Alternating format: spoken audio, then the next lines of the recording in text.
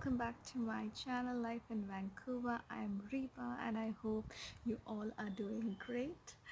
I know it's been a while since I've made a video. It was really busy with work. I was working from home, going to office, so like been juggling here and there. And I believe you all are staying safe, maintaining social distancing as per your country's government is asking you to do so. So today's my video is about how to find a rental accommodation here in Canada as a newcomer. So let's begin. So as a newcomer, when you are coming to Canada and you're not sure where are you going to live, on what kind of a place you're going to live, you will have a lot of questions. So hopefully I'll be able to help you out here. So you can start finding a house right from your country even before landing here. So there are a few websites through which you can do that, and I'm gonna name out a few websites that I personally like and I personally recommend. um, if you go to Google and if you're gonna try finding out few websites, you might find a lot of websites in there, but for different provinces in Canada different websites work. Like say for example here in BC, the best website according to me is Craigslist. Yeah, so Craigslist has got not just the rental thing, but you might find a lot of things in that website. Then the second one is Kijiji. Kijiji is kind of more famous in Toronto side, and British Columbia it's more of Craigslist. And then there are a few more. The third one is Pad Mapper, then you have Rent Seeker, and then you have Rent Compass. So what happens is every website you might even find duplicate like same advertisements, but there might be um, the price difference, right? So I personally like Craigslist because I find all kind of prices listed in there, and people prefer advertising in Craigslist. So these are the five websites that I told you, and there are many more. Now, being in India or being in any other country before coming here, if you're trying to find houses through all these kind of websites, um, you can contact the owner through email.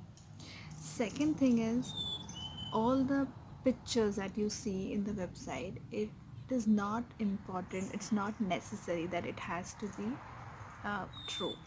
Okay, so if you have a close relative or a friend here in Canada who can go and look at the place on your behalf, it will be a very good thing.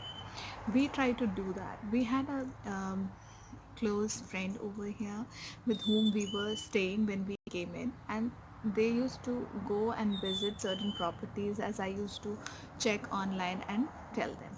So here again, to go and visit a property, it is not like um, you see something, you see their phone number, you just call them and you just walk in. No, you have to take appointment. Yeah, you have to take appointment for everything here.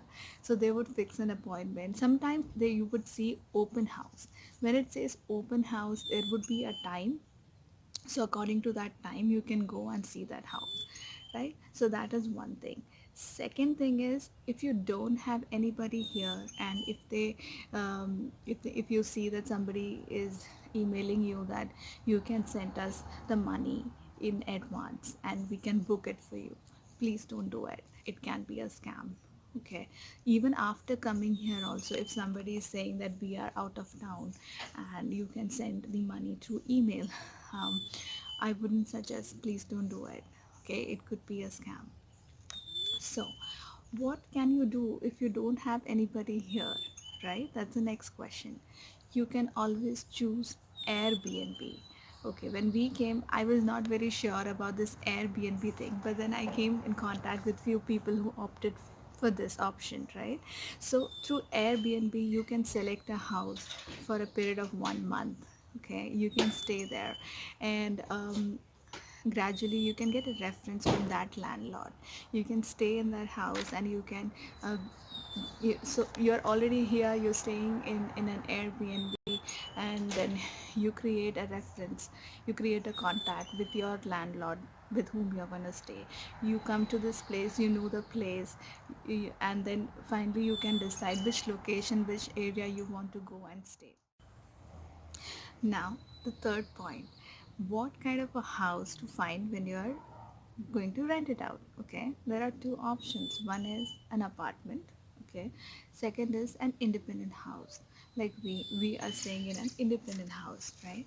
So, and and in an independent house, there could be lower unit or there could be basement. Now here in Vancouver or here in Richmond, all the basements are the lower units. That's like the ground floor that we have, and they call this as basement. But if you go to other parts of Canada, if they say basement, it would be underground unit. Okay, so and basements are usually cheaper, right? Now I'm gonna tell you, if you go to choose an apartment, what all things you're gonna need. Okay, first thing, they're gonna ask you for a very strong reference. So when I say reference, if you have a close relative or a friend here who can refer for you.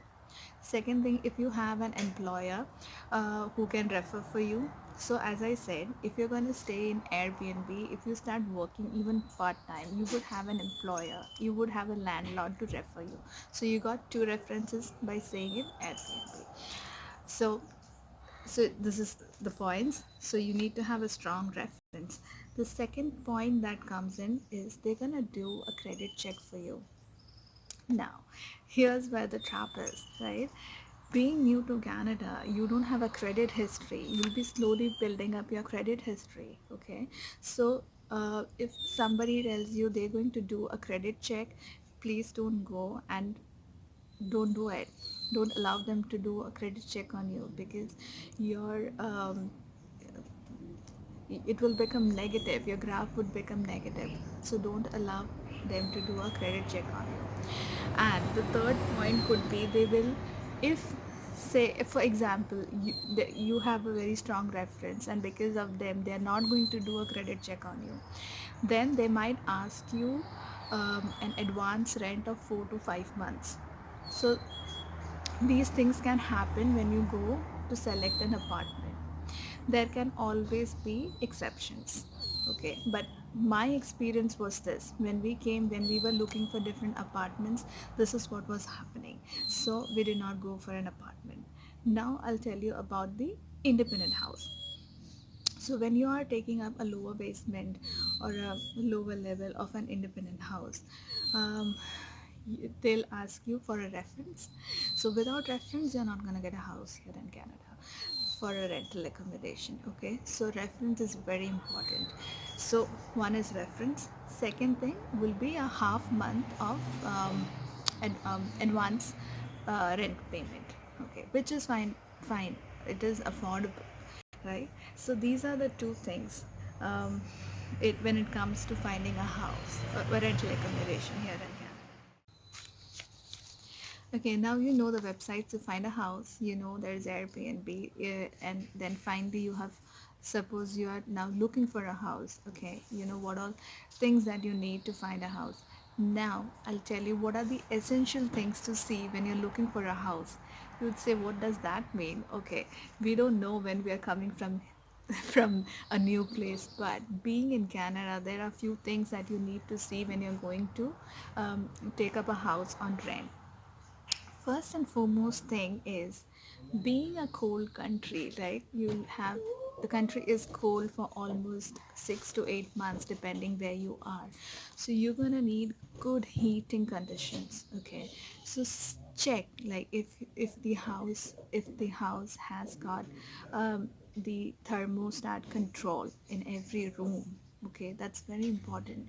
Now you'd say, what's that? I mean, like, um, in the apartments you'll definitely find that it will not be a problem, but for this I'm talking about, especially for independent houses, you might not find thermostat control in every different rooms.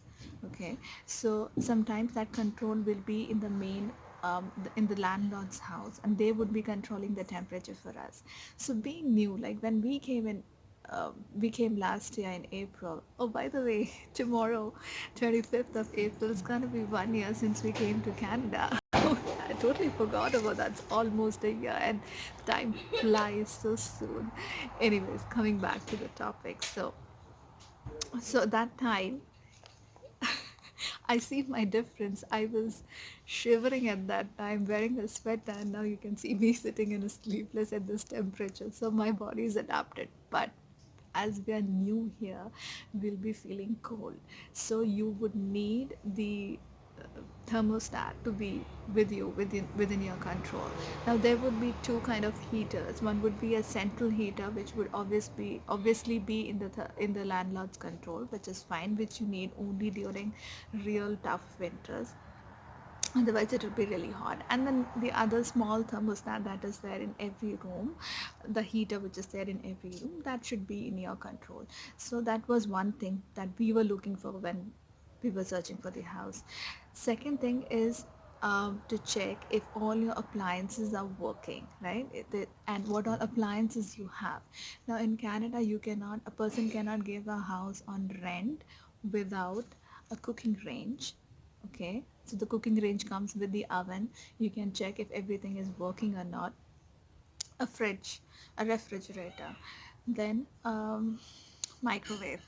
So some apartments or some houses you might not find microwave, but yeah, at least the fridge and the cooking range is a must when they are giving out your houses. And also please make sure that it has an exhaust fan, okay, because our Indian cooking, you definitely need the exhaust fan, because if it will become too smoky, the fire alarm would go on and that is a whole second stage, right? So you don't want that to happen. So that's the two things. Then there could be dishwasher in apartments. Usually you might find a dishwasher if it's a new apartment. Then washer dryer, yeah, that's quite important. So we had all of these things except for dishwasher. That was not a big issue for me. Anyways, so these are the few essentials. Then you can check the amount of closet space you have. If you have some furniture, that is well and good. And then where you're located. Being a newcomer, you wouldn't have car, you wouldn't have a license to drive. So transport, having access to transport is very important. Don't think you can get a taxi every time. It's very expensive here to get a cab, to get a taxi here. So for me, just 2 minute walk to the bus stop. So try to find a house in that way. Look at the locality, look at the proximity. In 500 meters I have a school and a big playground, a big park there, so that my child can go and play there. And in 1 meter we have a shopping complex. So whenever you find a house, try to find in that way. Now, talking about the rental accommodation, let me come to the average rent and expenses that are associated while renting a house. So, um, it would somewhere be between $1,000, that's the lowest it can go, um, to any level, 3,500, 2,000, 3,500. So for a basic 1 to 2 bedroom house, you might find something between 1,500 to 2,500.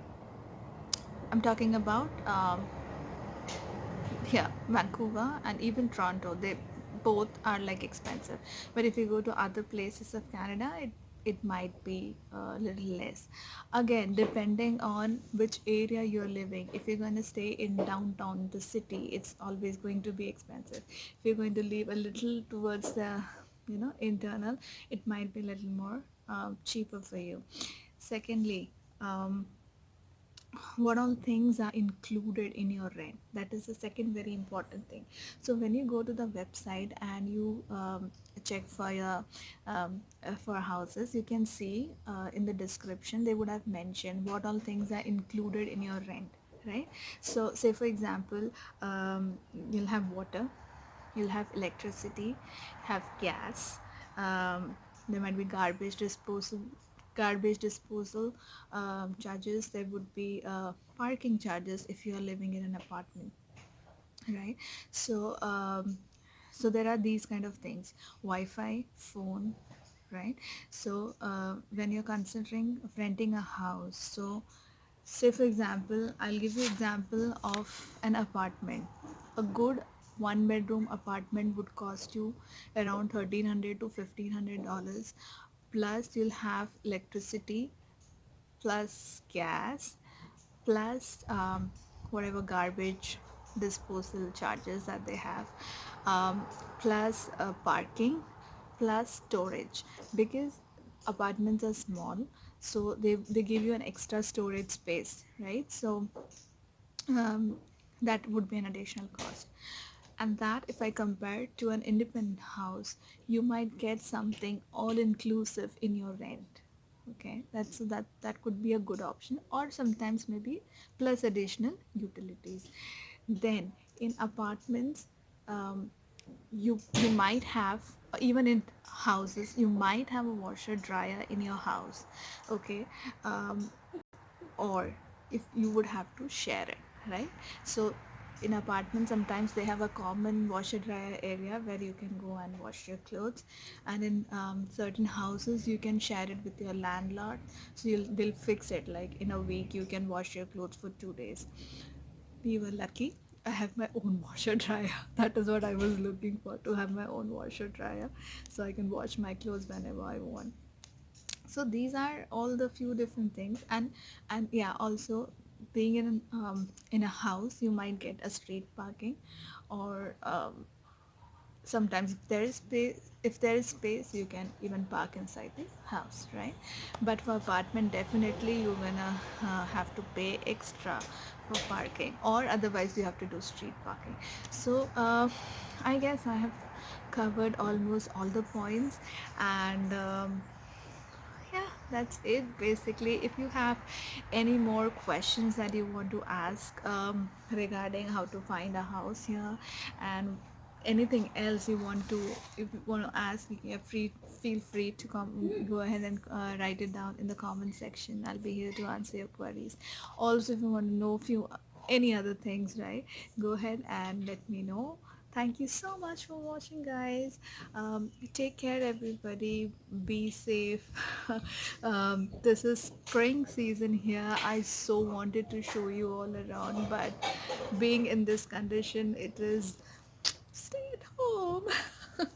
Right?